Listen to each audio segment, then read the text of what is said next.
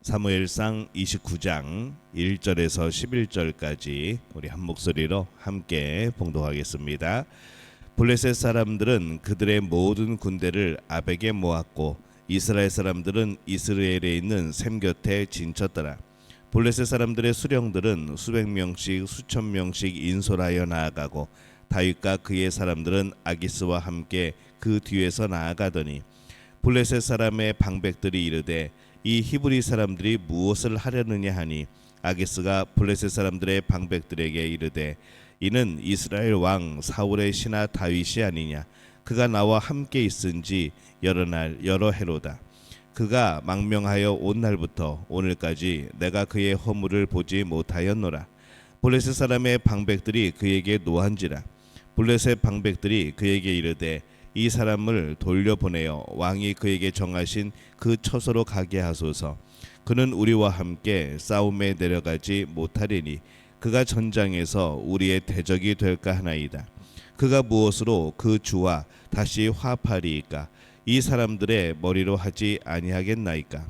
그들이 춤추며 노래하여 이르되 사울이 죽인 자는 천천히요 다윗은 만만이로다 하던 그 다윗이 아니니까 하니 아기스가 다윗을 불러 그에게 이르되 여호와께서 살아계심을 두고 맹세하노니 내가 정직하여 내게 온 날부터 오늘까지 내게 악이 있음을 보지 못하였으니 나와 함께 진중에 출입하는 것이 내 생각에는 좋으나 수령들이 너를 좋아하지 아니하니 그러므로 이제 너는 평안히 돌아가서 블레셋 사람들의 수령들에게 거슬러 보이게 하지 말라 하니라.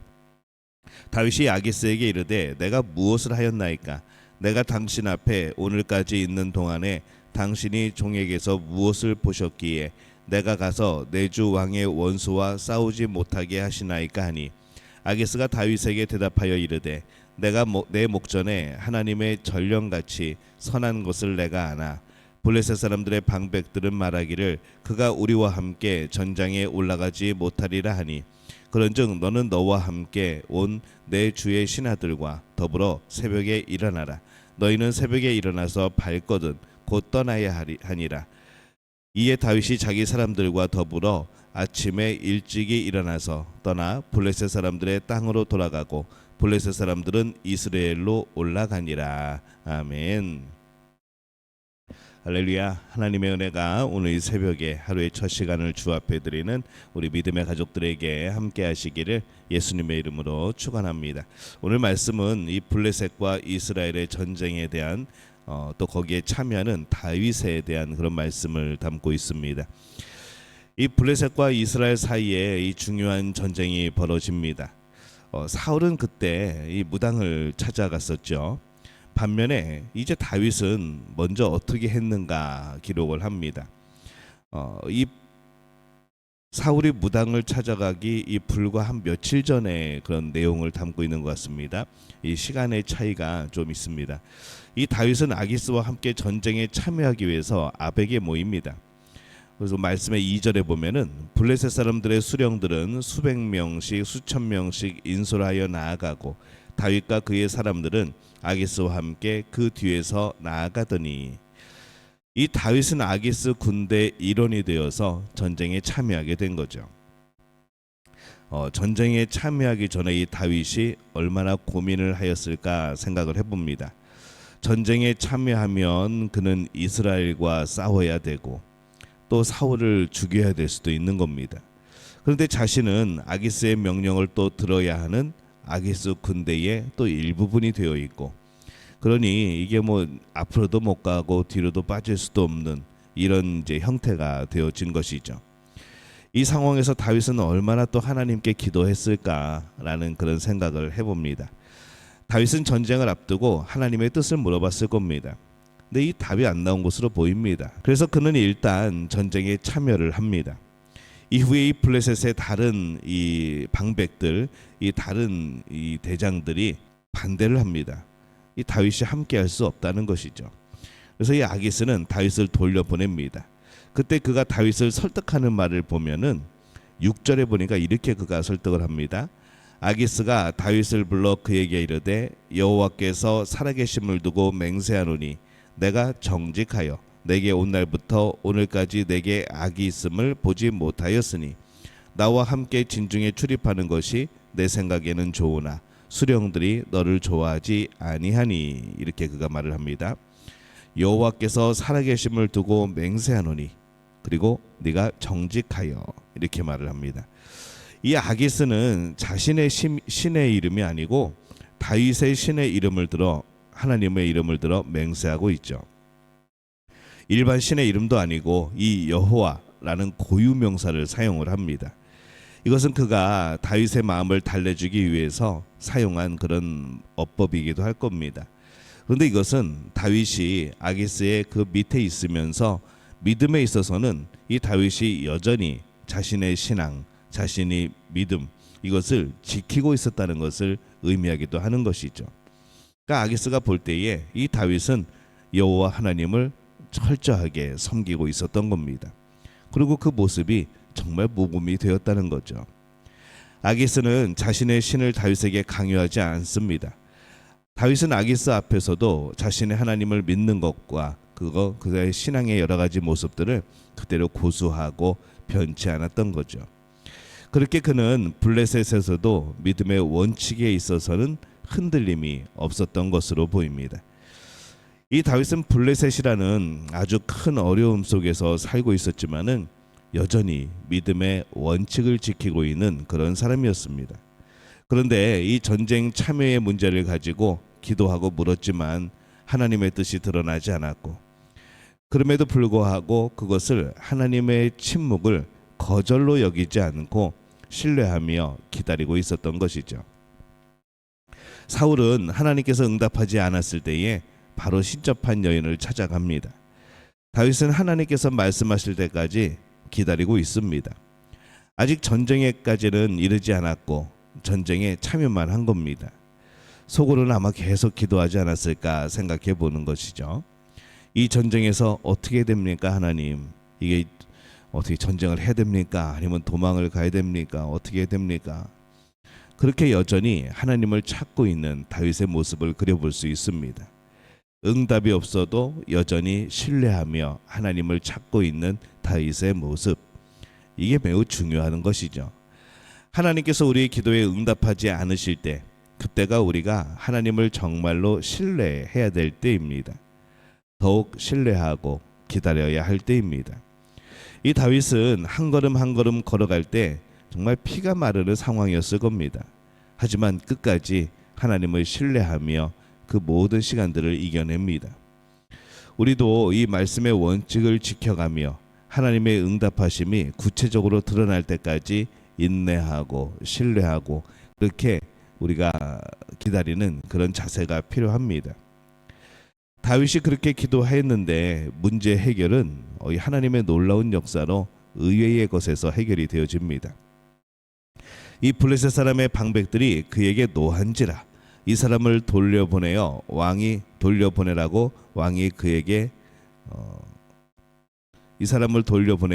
그에게 청하신 그 장소로 가게 하소서라고 말을 하죠. 아기스가 다윗이 못 믿어서 보낸 게 아니고 이 방백들이, 이 다른 이 대장들이 다윗을 믿지 못하는 겁니다. 중요한 전쟁이 벌어지고 있으니까 이 다윗의 군대가 언제든 배신할 수 있다는 거죠. 오히려 이스라엘의 도움이 되어지면 어떡하냐는 겁니다. 그들은 다윗을 믿지 못한 겁니다. 그래서 그들과 함께 할 수 없다라고 말하는 것이죠. 결국 아기스는 다른 방백들의 말을 수용할 수밖에 없습니다. 그래서 말하죠. 너희는 새벽에 일어나서 발거든 곧 떠나라 라고 말을 합니다. 아기스는 자신은 다윗을 신뢰하지만 다른 방백들이 신뢰하지 않으니까 어쩔 수 없이 돌아가라 라고 말을 하는 것이죠. 이렇게 기가 막힌 해결 방법이 있겠습니까? 매우 놀라운 일이 일어난 겁니다. 다윗은 정말로 이 응답이 되어진 거죠. 하나님 어떻게 됩니까? 싸워야 됩니까? 말아야 됩니까? 만약에 전쟁이 벌어지면 나는 블레셋의 편에 서야 됩니까? 이스라엘 편에 서야 됩니까? 이 모든 기도에 대하여서 하나님의 침묵을 기다렸을 때 이 하나님이 결국에는 하나님의 역사에 의해서 모든 일들을 아름답게 이뤄나갑니다. 그렇게 원했던 일인데 다윗을 반대하는 다른 사람들에 의해서 오히려 문제가 해결되어지는 이제 그런 결론이 되어지는 것이죠. 이 하나님의 작품입니다. 다윗은 기도하였고 하나님은 응답하지 않았습니다.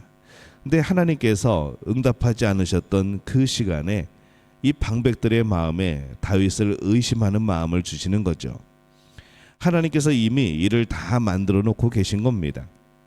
그러기에 이 하나님의 침묵, 하나님의 응답의 침묵에 대해서 좀 더 다르게 생각해 볼 필요가 있습니다. 하나님의 응답, 그 침묵은 거절이 아닌 것이라는 거죠. 모든 일을 이미 다 하시면서 침묵하시는 하나님, 또 그 때를 맞추시는 하나님, 그것이 바로 다윗을 인도하시는 하나님의 방법이었습니다. 하나님의 침묵은 우리를 인도하시는 중요한 방법 중에 하나입니다. 그래서 하나님께서 침묵하실 때 내가 엉뚱한 일을 하지 않도록 조심해야 하는 거죠. 하나님의 침묵을 거절로 듣고 다른 길로 가지 말아야 합니다. 사울처럼 무당을 찾아가거나 다른 것을 찾아가지 않도록 하는 것이죠. 신뢰하면서 오직 진리를 따라 묵묵히 걸어가는 것이 우리에게 필요합니다.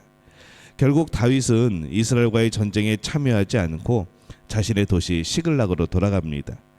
이 시간에 벌써 무슨 일이 벌어졌는가? 아말렉 사람들이 이 다윗의 도시 시글락을 공격하고 있었습니다. 조금이라도 더 늦었으면 이 다윗의 군대의 가족들은 모두 죽을 뻔한 것이죠. 가장 적당한 때에 블레셋 군대와 헤어졌고 가장 적당한 때에 시글락으로 돌아왔고 또 그때에 이 아말렉이 시글락에 쳐들어왔던 그때였고 하나님께서 침묵하셨지만 실제로는 모든 일을 준비하고 일하고 계시는 하나님을 오늘 발견을 하는 겁니다. 다윗이 하나님과 함께하였기 때문에 하나님을 끝까지 신뢰하였기 때문에 이 모든 하나님의 주시는 복의 역사들을 그가 경험한 겁니다. 다윗이 이스라엘과의 전쟁에 참여하였지만 이스라엘 땅에서 실제 전쟁이 일어나기 직전에 블레셋으로 다시 돌아오는 모습을 오늘 봅니다. 근데 하나님의 침묵은 거절이 아니라는 것을 오늘 또 봅니다. 하나님께서 침묵하시면서도 실제로는 어떤 응답보다 더 놀라운 일을 준비하시는 거죠. 우리를 향해서도 하나님께서 침묵하실 때가 있습니다. 그때 우리는 하나님의 앞에 그 자리에서 떠나면 안 되는 것이죠. 다른 것을 찾아가면 안 되는 겁니다. 침묵하셔도 이미 인도하고 계시는 겁니다.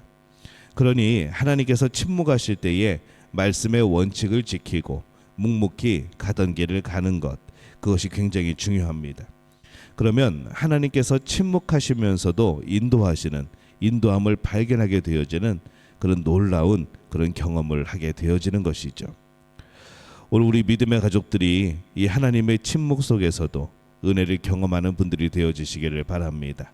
여전히 일하시는 하나님, 여전히 나를 위해서 오늘도 선한 계획을 준비하고 계신 하나님, 때로는 그것이 우리의 기도의 응답에 대한 그런 기다림에, 때로는 거절에 그런 것이라 할지라도 결국에는 하나님은 우리를 사랑하시고 선하신 계획 가운데 우리를 이끌어 가심을 신뢰하는 그런 믿음의 삶, 변치 않는 하나님을 바라보는 신뢰의 삶 살아가는 우리 모두가 되어지시기를 예수님의 이름으로 축원합니다.